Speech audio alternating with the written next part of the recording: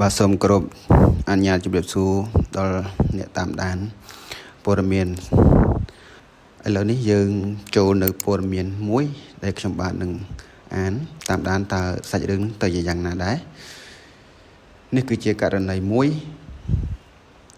នៅព្រឹកថ្ងៃទី18ខែវិច្ឆិកាឆ្នាំ2025នេះមានហេតុការណ៍ក្រុមឧក្រិដ្ឋជនមួយក្រុមទំនងជាជនជាតិចិនវៀតណាមបានចូលទៅបាញ់រំដោះអ្នកទោសម្នាក់នៅតុលាការខេត្តស្វាយរៀង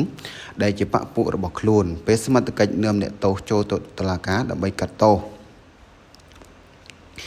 ខណៈនេះកម្លាំងសមត្ថកិច្ចកំពុងតាមប្រម៉ាញ់ក្រុម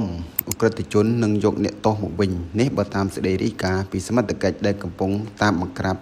ក្រុមជនល្មើសបាទព័ត៌មាននេះគឺខ្លីទេអញ្ចឹងសូមជម្រាបលាតែប៉ុណ្ណឹងបាទសូមគោរពអនុញ្ញាតជម្រាបសួរបងប្អូនអរគ្នាប៉ូលីសតាមចាប់អ្នកជួយរំដោះអ្នកទោសនៅខេត្តស្វាយរៀង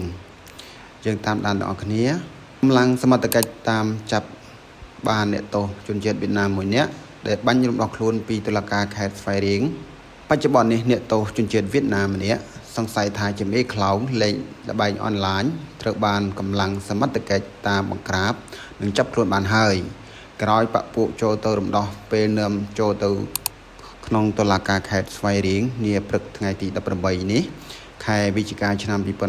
2025បើតាមសកម្មភាពក្នុងកាមេរ៉ាសុវត្ថិភាពរបស់តុលាការខេត្តស្វាយរៀងបានបង្ហាញថា